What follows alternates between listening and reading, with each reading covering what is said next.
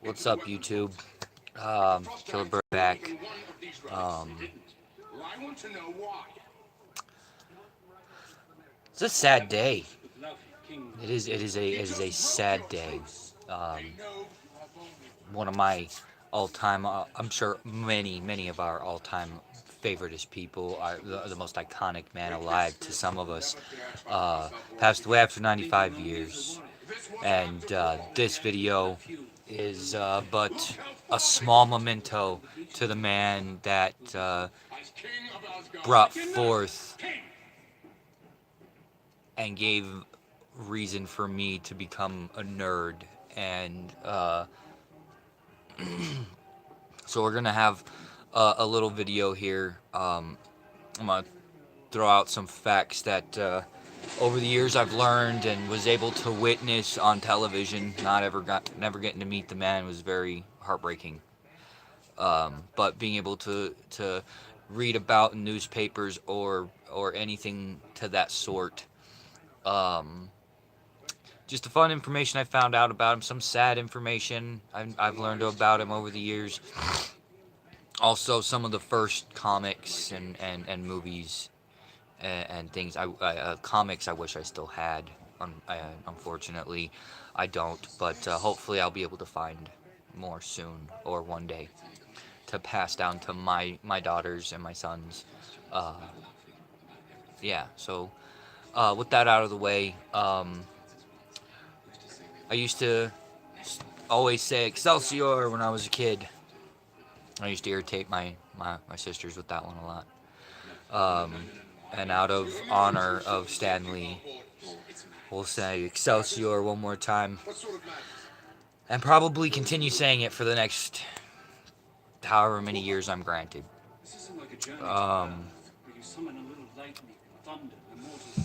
He lived a good life, I guess you could say. I mean, hell, 95, I do believe, is how old he was when he died. That's it's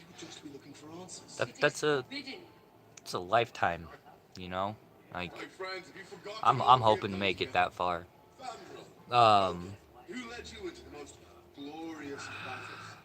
yeah, where to start? I mean, just losing his wife last year had to have been rough on him. I think it was a stroke. I think, and watching what happens to people that have been married for years, 70 plus or almost 70 years, I do believe. That's got to be rough. I know it's been rough on my grandma losing my grandfather, so I can only imagine what his pain was. I remember in 2008, 2008, reading about him receiving the Medal of Arts. That was really cool. Just knowing that people were able to show him in a physical form, I guess, of how much he's done and the great things that he was accomplished, whether he needed that or not. All of us nerds being like, hey.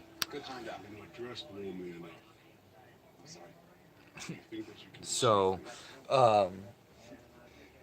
my first comic book I ever got was a Spider-Man comic. It was from 1987. I was born in '87, so I found this comic book. It wasn't anything special. I spent $4 on it when I was, I think, 12 or 13. I found it in a thrift stop, and yeah, it was read and reread and reread and reread and reread, and then unfortunately one of my nieces got a hold of it and destroyed it. They were little and I wasn't smart enough to keep my shit up off the ground.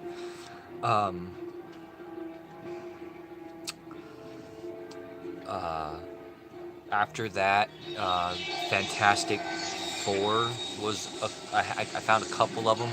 I never was lucky enough to find like a first edition or anything like that. I've always kept my eyes out for them. but was never lucky enough to find one or even look upon one.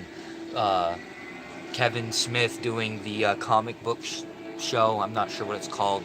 Probably something about comic books, but his show showed me uh, very rare comics. I wish I could just gaze upon one. Um, uh, Probably gonna be sporting Marvel and watching Marvel for the next few days, if not longer. Um, if you can see, I have my Loot Crate, Thor's hammer, uh, my Thor and Loki.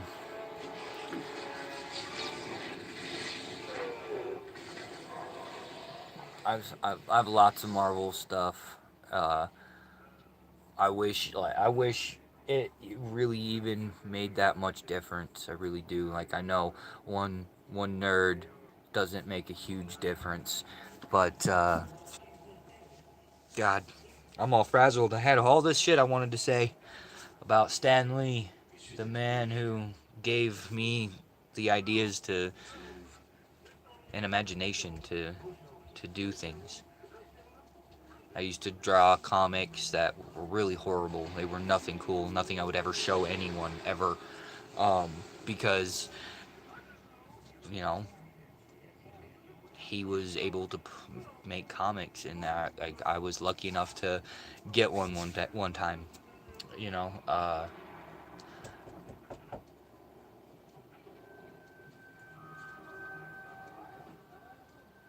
yeah,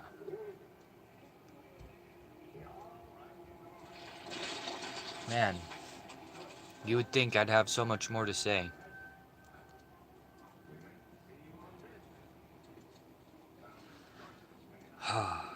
I I read about his death this morning when I was on my way to work. Well, actually, I was at work, and caught me off guard. So my day's been kind of all discombobbled. Wubba lubba dub dub. Um. Wow. Fun facts about Stanley that I learned over the years. Here we go. Hang on one second.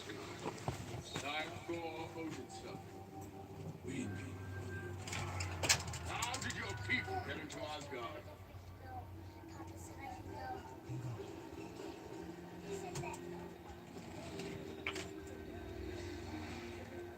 The House of Odin is full of traitors. Do not dishonor my father's name with your lives. Your father is a murderer and a thief. And why have you come here? To make peace. You long for battle. You crave it. You're nothing but a boy, trying to prove himself a man. This boy has grown tired of your mockery.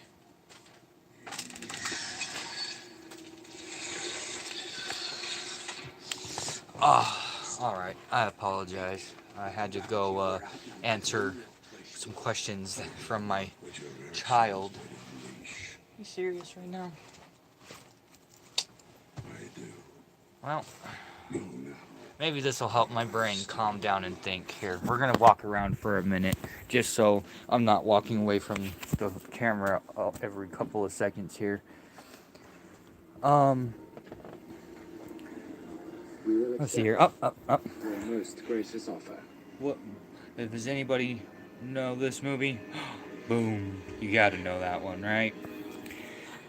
Stan Lee. One of the first comics I think a couple of my relatives read was the Fantastic Four. I think that came out in '61. I think. So. Yeah. God.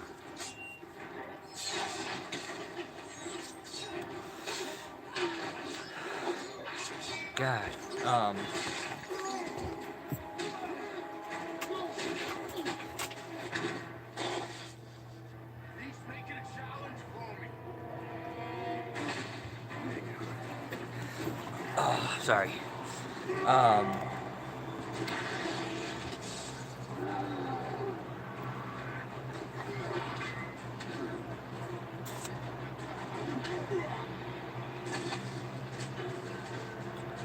man.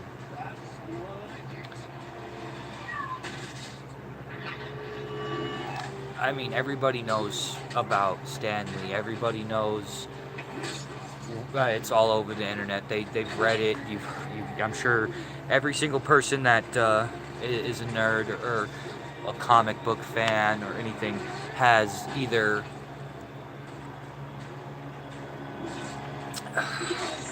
already had their time of saying a silent prayer. I guess one thing I can say is at least he gets to be with his loved ones now. Whether it's a heaven, a paradise, whatever it is, whatever comes next.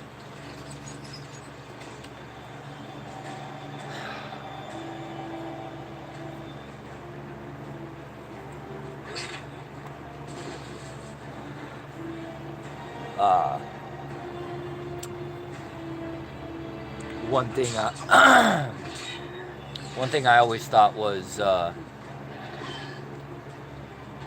was, well, not always, but one thing I thought was really cool was the Stan Lee Foundation, making it possible for people to access the literary arts through education, and like I do believe it was either just the word POW or it was an abbreviation for something. It was always comforting to know that somebody gave a shit. Like I can't tell you how many times I would write letters, and my mom would swear she'd mail them out, or my dad would say he mailed them out. Maybe he did, maybe I just didn't know how to write the letters to the right address or whatever, but I tried writing to my heroes back when I was a kid. Stan Lee was one of them. I tried writing to Sylvester Stallone.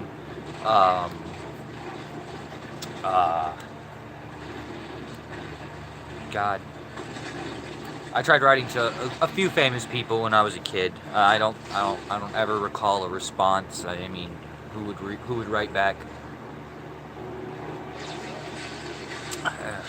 I would try so hard to write, really legible, and my handwriting is shit. Always has been. I mean, I've worked on it a lot growing up, obviously, still shit, but I remember one time. I remember this letter very clearly. I wrote to Stan Lee, and I was very horrible at spacing, so I put it all together. Like his name was Stanley, like it was Stanley. You know what I mean? Like not Stan Lee, it was Stanley. If you ever read it, I would be shocked, but I mean, it would be really embarrassing. I'd be like, yeah, I'm the kid that wrote your name all fucked up. But I remember this letter very specifically. I asked him if he had kids, and I found out much later in life that I think he had a couple, and I do believe they were daughters that died a few days after birth, which if I would have known that as a kid, I probably never would have asked those questions. But if he had any kids, and if he was what he thought about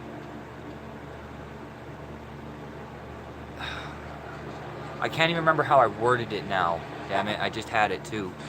Basically what he thought about everything, like his ideas on life.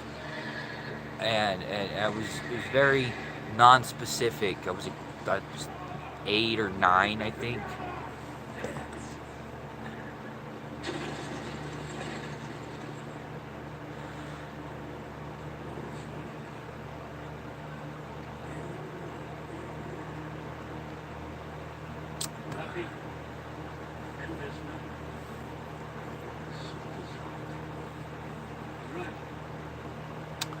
I asked what was his favorite creation, what comic, what superhero was his favorite, And now that I'm older, now that I've gained a love for this, it is so hard to even answer who my favorite is.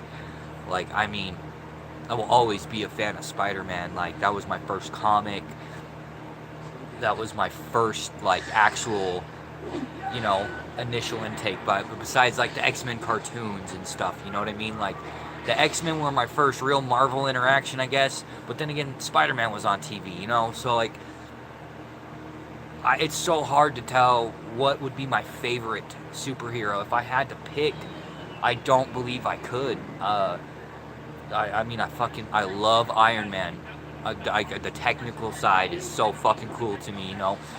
Thor, because for me, the fact that he brought out a superhero out of a Norse god, and he brought to life for me a visual of things that I read about and I learned about, even though I wasn't technically supposed to be dabbling in anything other than Christianity at that time.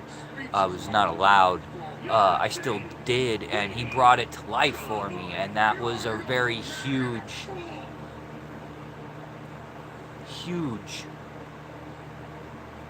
for me. You know, it was so cool to see Thor.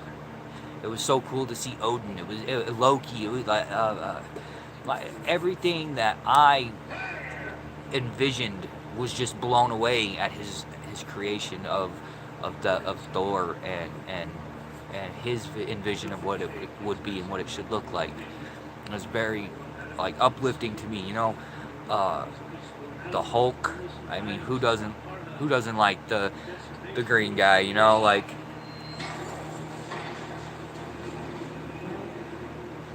who doesn't? Who doesn't think about it? Like, you know, don't make me go. You're not gonna like me when I'm angry, you know. Like Thor. I'm watching Thor, and it's very I don't know. It's really cool for me to see his embodiment of something on a live screen. Uh, one of my favorite actors, not my most favorite. I don't even think I can say I have a favorite. I love them all equally. I swear to God. Ryan Reynolds, the man behind the red suit. If I had to ask one actor and get a response, what Stan Lee was like, I'm pretty sure Ryan Reynolds' explanation of Stan Lee, to me anyway, would be something I could comprehend and understand and vision, because he is a richer version of my brain. I swear to God. Like, his sarcastic, his enthusiasm, his just everything that he brings to the table in every movie. If I could be an actor and I could be somebody, it would probably be Ryan Reynolds. I swear to God, I would be as close to him as possible. Like, real shit. I'd try. I would never fill his shoes, I guarantee it. Mark Ruffalo maybe might have a really cool way of explaining Stan, because no matter when you see Mark Ruffalo on the red carpet or whatever, he always acts like he's not famous, and maybe it's just a front, maybe it's a show to be funny, but he always seems like he's like, oh my God, I'm standing next to Robert Downey Jr. Oh, you know what I mean? Like, fucking wicked cool shit for me.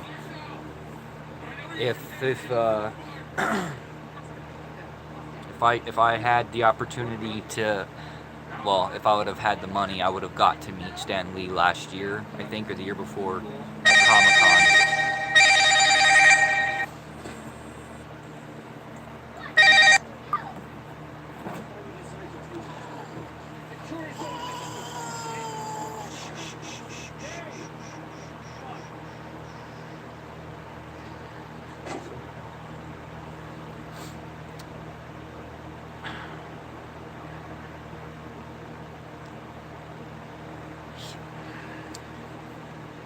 He's a legend that's gonna be missed, and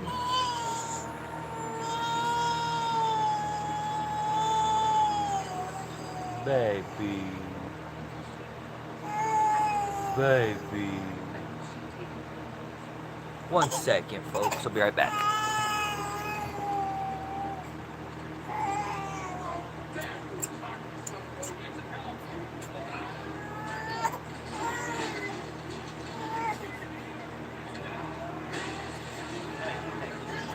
No.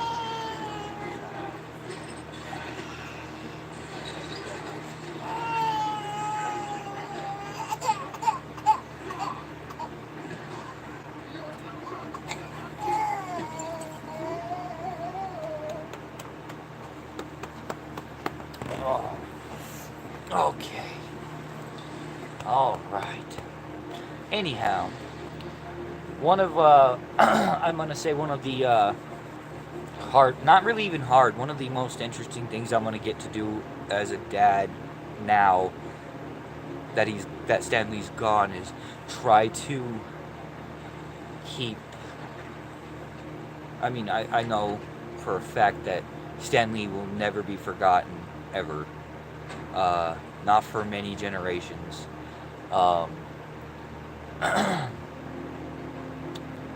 uh, this one is too little to even understand what's going on, but my 7-year-old and my boys, uh, I'm bringing the nerd out of the boys a little bit, not a lot, but a little bit.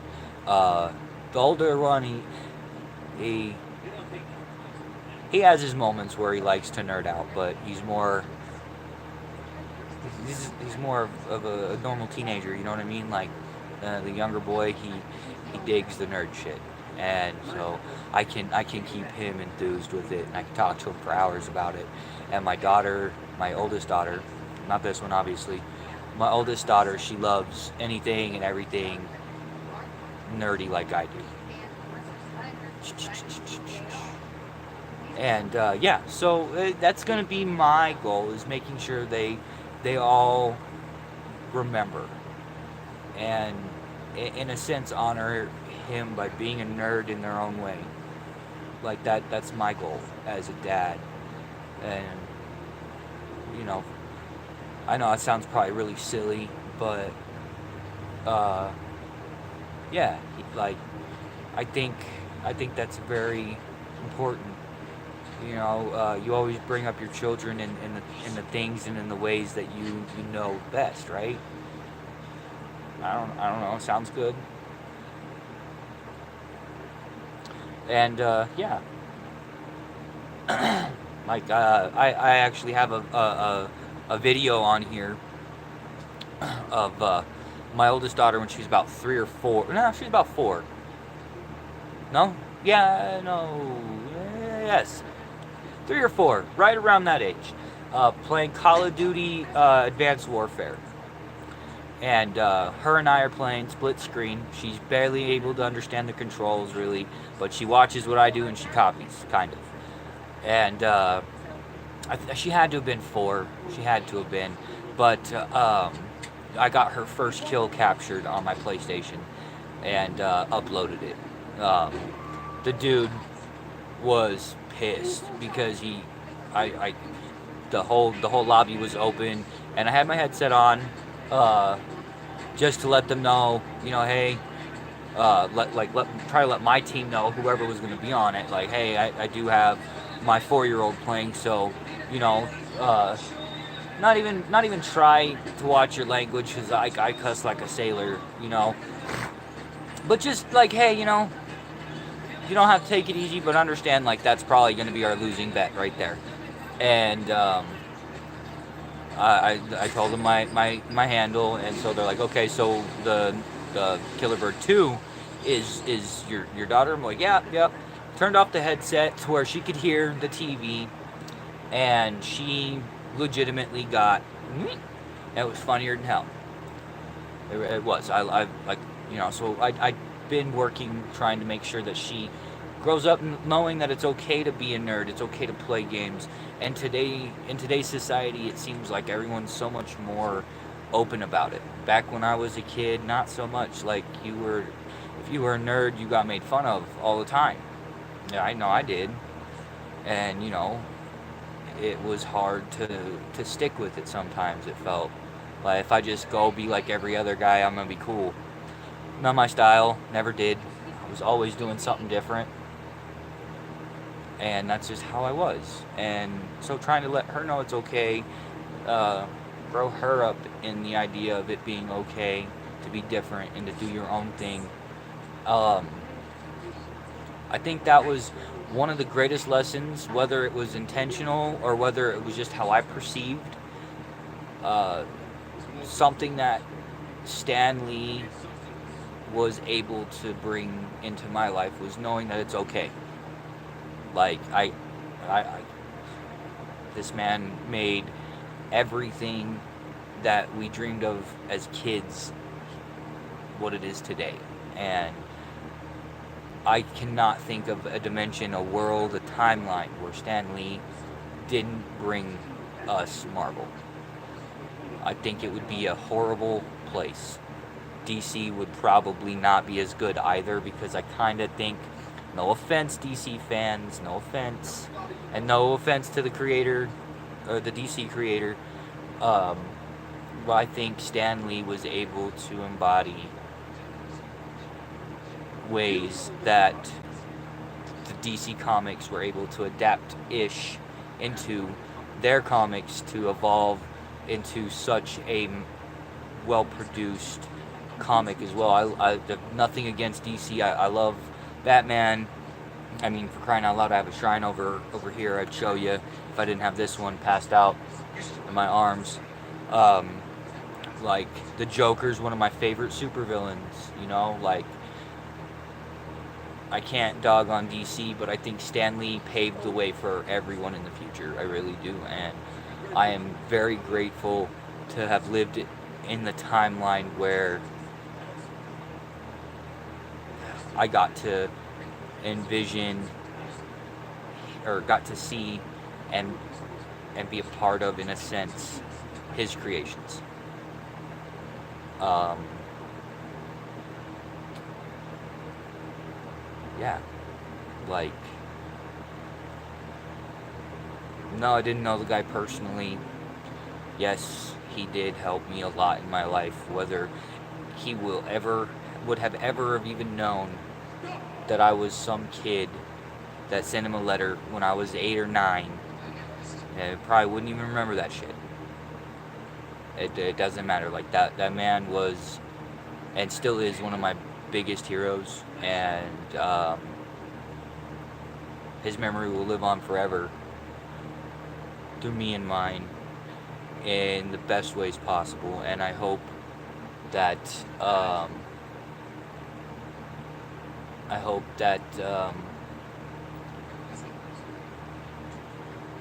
Marvel and I mean, comics are starting to fade out, I guess, but I really hope that Marvel does his like, honors his memory right, and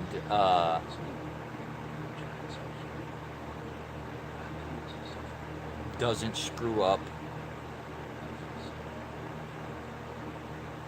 their line of greatness through the movies and stories produced by Stan Lee and through his comics. I hope that our future of Marvel movies and whatever else is to come stays as great as it is. just to properly honor Stan. And yeah,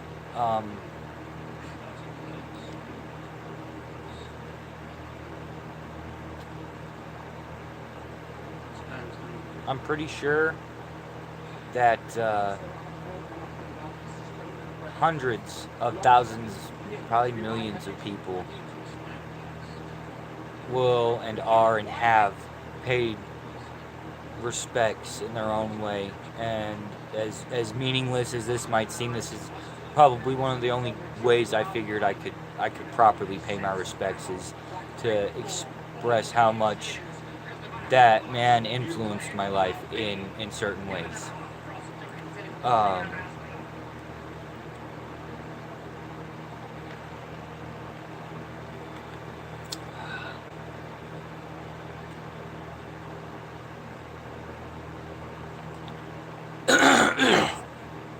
Excuse me.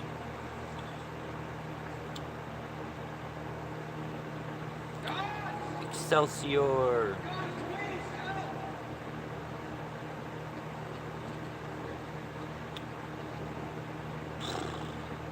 (1922 to 2018). It's a good run.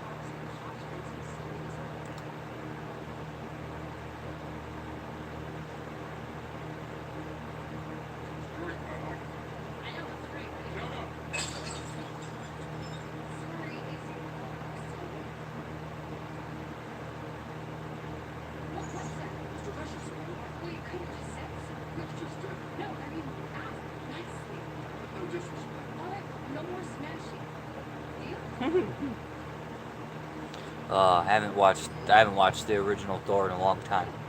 It's really cool to actually. So, this has been a nice little